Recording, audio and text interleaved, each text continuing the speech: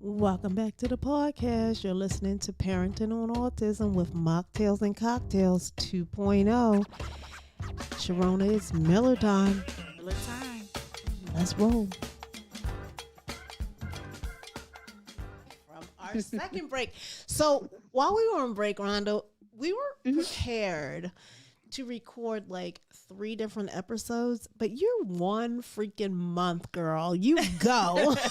You gave us content for the whole freaking holiday season. Indeed. So we're gonna cut your whole segment into what did you say, Mike? How many?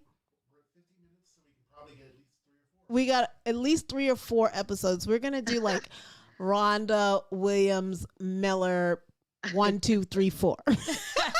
That's awesome. From daycare. What? Miller month. Miller month, right. I should have had a Miller beer. That's awesome. So you're gonna be our Miller month for the holiday, all right? So I'll make sure all of my social media has the Miller highlight emojis and stuff on it. So we're back from our second break, and we're back with Rhonda. Third break. We're back with Rhonda Williams Miller. Hashtag Columbia Girl 19. Columbia. I know, Columbia Howard High School, class of 86. 86. So we were talking about your journey through your personal health, and then when you went through your own personal health issues to looking at what the future looked like for Madison. Take us through that. Well, I have my daughter involved in a lot of activities, and cheer is one, and our cheer group is a competitive trigger. So last year, when we were traveled to Atlanta, Georgia for a cheer competition, that is when my kidneys completely failed. I went into complete kidney failure when I was in Atlanta, Georgia. So scary moment. I could not walk. I had not eaten already in weeks. I was so malnourished. I was weak.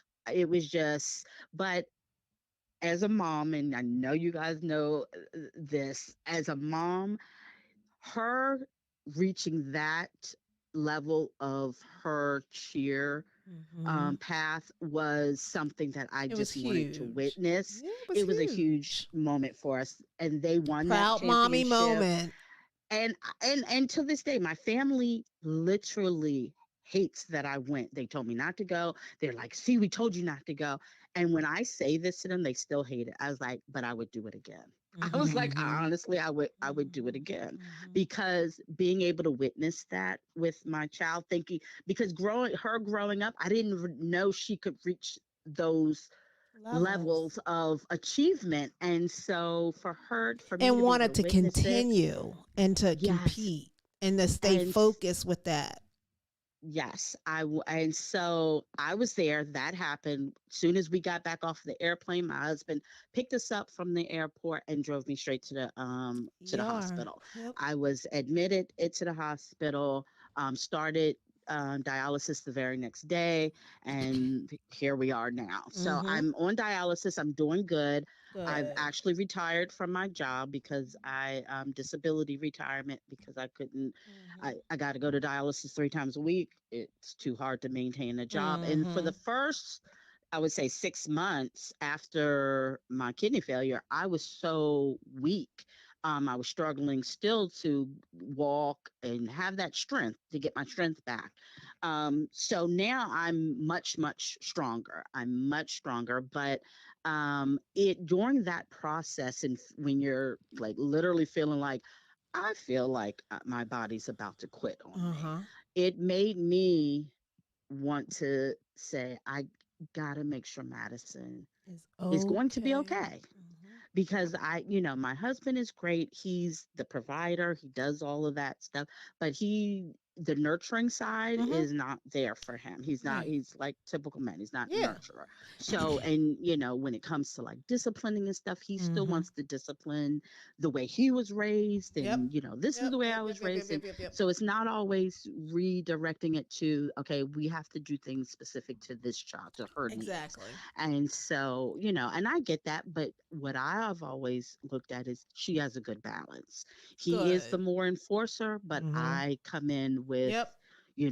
what she needs, what to help her rebuild, to look at what have you done now, and let's talk Mm-hmm. about this.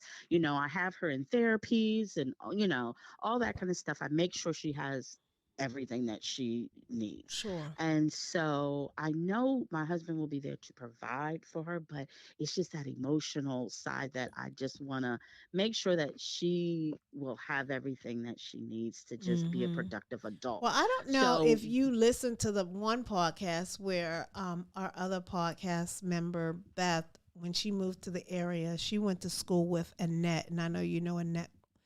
I know the name, yes. Yeah, I Annette. know my sister always talks about her. Yeah, Annette went to Oakland Mills with Hmm. the older sisters, because I'm a baby sister too, even though they own me as the class of 80 But 78. are you or Bronwyn older? I'm Who's the older? I'm the oldest. You're Brown's the the older than baby. Bronwyn. Yes, Bronwyn's the baby. Brown's Okay. class of 82 if I'm 81. Just only a Oh, year. okay. So Brown's the Okay. youngest. But Annette hooked me up with Beth, and Beth moved from Detroit because of the whole Columbia and Howard County school system and all of that to raise her son Ross on the spectrum. And when she talked to me, I was like, no, the girls are always going to be with me. I'm going to they're going to die in this house. I'm going to die. They're going to die. Like, no, I didn't want to release them to the whole residential housing. And then as I got older, I was like, wait, what am I doing? Right. I was You like, gotta no, set I 'em need up. to see what it looks like before I leave to make You're sure right. that, Right. I put things in place. So I came to my Jesus moment 2 years ago, and then I started transitioning my mind because I had to wrap my mind around, Yeah, that's a Mhm. big part of it. wrapping Yeah, my it mind is. around what it looks like, Being okay with them somebody being else. away, knowing that they can't verbally tell you what's going on, how they feel, or what they want to do. And you're talking from experience from your daughter. Like Sharona has an older daughter that isn't on the spectrum and that is very independent and went to college and she's in med school and getting her Oh, wow. doctors and Awesome. doctorates. And like now she's like raising her twin sons that are 10, my grandsons, Seth and Cyrus.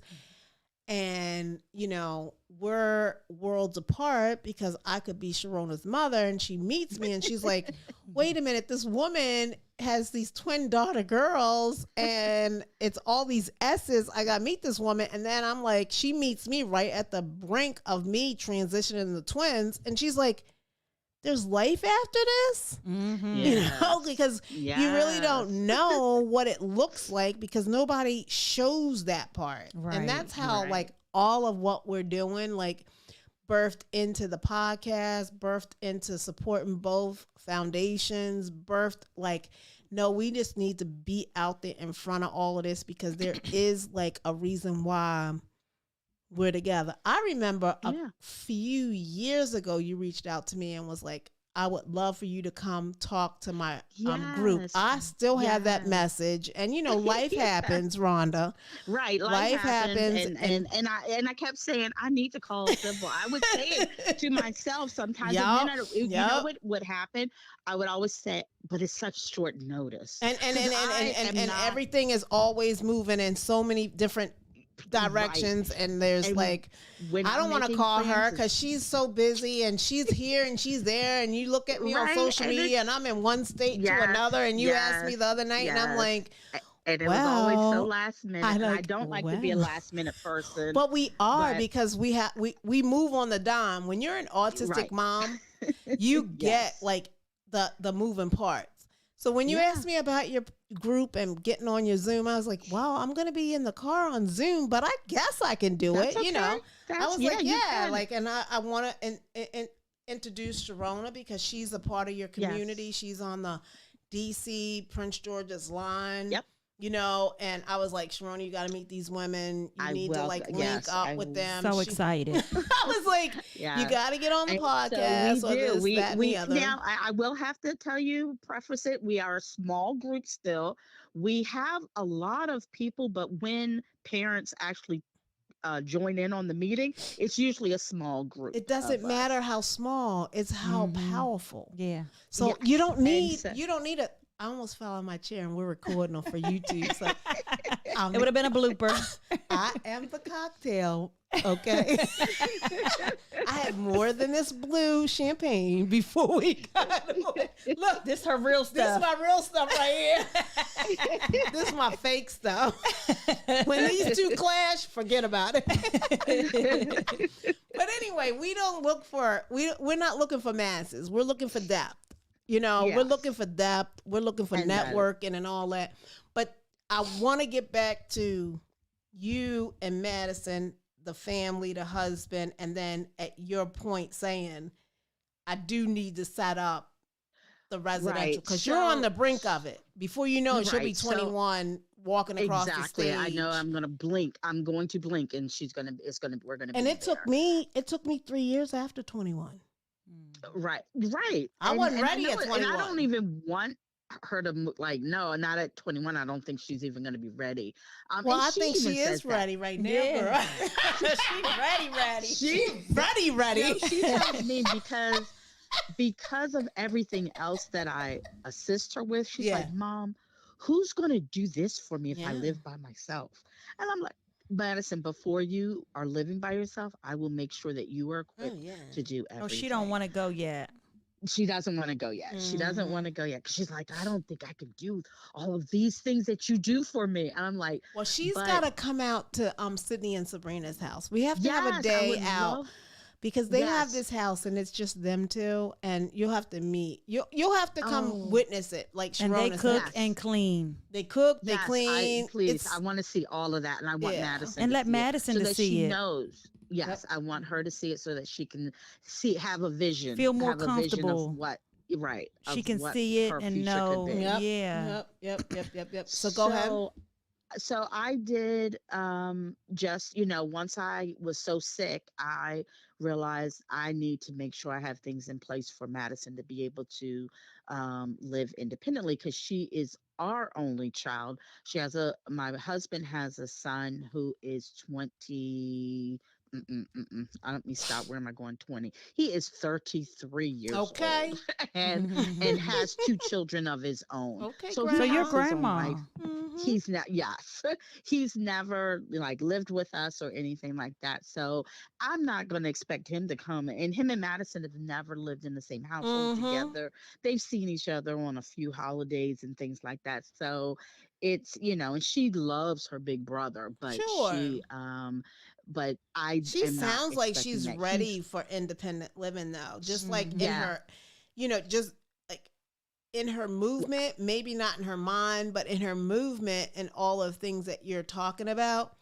I think and I that, think it's everything that she has been exposed to. but She not is seeing ready. it, Yeah. and Yeah. it's hard. Like Sharona said, the other podcast, seeing it is believing. Mm-hmm. Hearing it is one thing. And then Right. she was here when the girls actually Moved Moved in. out. They Mhm. moved out and moved in. Yeah. She Mhm. saw the house before we painted it and got it ready for the girls. And it was mind blowing because it Mhm. happened once I said, okay, I'm ready. And I joined this one agency and I felt good about the agency. Mhm. Pieces started moving together and we got to choose the house, Rhonda. They took us Okay, on. you've got to, yeah. And I can't wait to hear about this. And we'll talk agency and in depth everything. tomorrow. But like Yes. the agencies are so plentiful that people don't talk about it in our community. We don't know about it. Honestly, we don't know about, because when I sent the invitation out, Uh-huh. I immediately, within like 10 minutes, I had a mother in my group call me and said, "Thank you, Rhonda, for doing this topic." She was like, "This has caused me so much anxiety." Her Yep. son is at my daughter's school. Mm-hmm. He's in the 11th grade. And she says, "I need to know that he has some place that he could And be the able to live." anxiety And doesn't stop Yeah, once the especially transition. it I gets mean, it's higher because they're away from you. and What's then going right. on? and they're not even away. They haven't been in the residential setting for a whole year, and I just signed the next year's. And it's important to get the guardianship so that you still have a voice, but Okay. it don't stop. Like, And you're right. It doesn't. You don't know that it's out there. You really don't. Because mm-hmm. when I think of sending my kids away, I think of like jail or something. Like I'm sending them away. I can't see them. They'll be Institutionalized. institutionalized. Yeah, you don't Right. think of living away from home and growth and independent living and having a job and going to a day program and Hmm. happiness. You think of Hmm. you kind of like Misery. yeah, like giving your child away, almost like Walking foster away, care or something, walking or away giving from up. them. Right. That's Mm-hmm. how I looked at it. And I always said, I'm never going to do that. My children are never a burden on me, and it's never too much for me to handle. And I got this until I die. But it's not even you having it until you But die. think It's about how many years they're going to be living after After you, you die. and where Yep. will they be living at? and I don't where want will they someone be living? choosing where my kids are going to be. Right. I want to choose Right. that. I want to pick their day Right. program. I want to pick what Right. activities they'll be doing. I want to know the people that are going to take care of my children, really love and will be looking after my children when I Hmm. can't get in that car and go see them anymore, or I'm dead somewhere. So, Right. it's very important to pick these things out and have these things lined up, Yeah. because we need to get it out there and let people know that It's essential. it is. It is. The It's worst part essential. when the girls were transitioning at 20 and I walked through different agencies Hmm. to see the elderly Yes. in their Yes. wheelchairs, because you go from 21 to To whatever. To however whatever old, age. and Yeah. it was so overwhelming, you guys, that I walked out and I said that can't be them. Right. And And so that. it Yeah. stuck with me for And I know some 18, people who are 19, there 20. now. And I was like, I couldn't visually see Sydney and Sabrina at 80 at a day program. Hmm. And then it became a reality. And then I said, okay. And that's when I said they do need to experience independent living. Hmm. And so that's when I pulled the trigger. But I'm telling you right now, Yeah. when we went on those tours, they're actually at an agency that I said no to. Mm. So what changed your mind? It was time at 24. Okay. At Okay. 24, I said, I'll be 60 this year, Rhonda. I said, I can't keep doing What? this. Yeah, I'll be 60. Looking like she 40. No, I'm not. Yes. Act like she 30. I said, Rhonda, I can't do this no more. I said, the older I'm getting, there's something else. I have to be able to see what it's going to look like when I'm not here. When I'm Yeah. 80 and can't walk up these townhome Mm-hmm. stairs and they're 40. Hmm. You know, Yeah. And that's. my parents left long before your mom. Hmm. And, I was an orphan in my 40s. My mother passed at 64 and I turned 40 that year. Oh, I'm wow. turning 60. So I, the older I get, I kept saying, I can't do this no more. And it's the hardest thing to identify with, Yeah.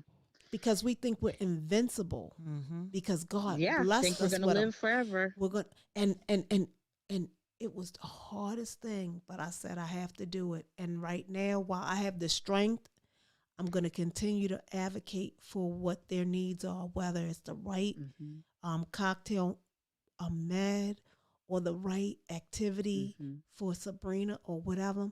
And I've been blessed. I told that agency no at 21. And then at 24, I said yes. And it still worked. It's not an IEP, but it's a DDA now. That's a blessing. You know, it's not the IEP, it's a DDA. And guess what? DDA, okay. And guess what? All through high school, they said, well, you know, you better get guardianship. And I kept wearing a badge on. I'm their mother. Why do I need guardianship? Yeah. And before they went into residential housing, I went to the court, Clark, and myself and their father got co-guardianship. And because before they went in, I said, I'm still going to need to tell them yes or no on what they think is best for my kids.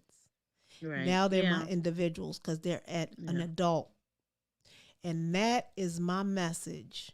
And that is why I've teamed up with Sharona. I'm more excited about teaming up with your group and whoever else I can help with the journey. And that is my sole purpose outside of living. Okay, Sybil, so we reached the end of this installment. I mean.